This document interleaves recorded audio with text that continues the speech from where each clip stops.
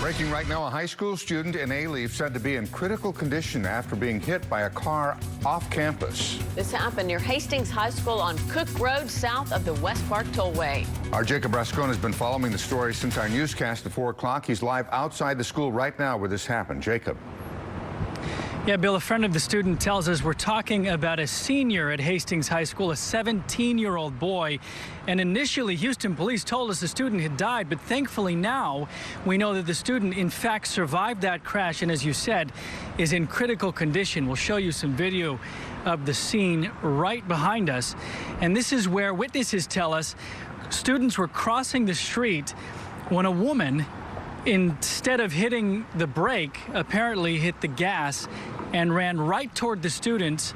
And one of those students, this male student, was hit, flipped over the car.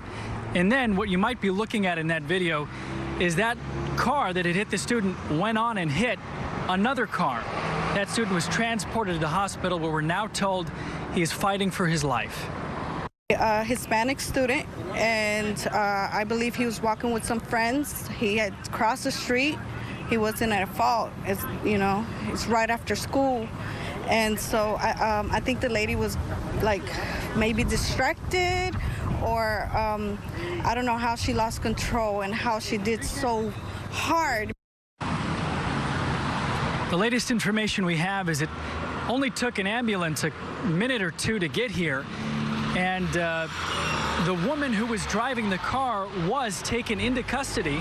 I believe she is still there. I haven't seen her released yet. She's still there in the police car there. But we've not heard of any charges being filed. I think they're waiting to see, and the witnesses are told to stay there to see what in fact happens with this student at the hospital. But again, thankfully, now we know the student has survived.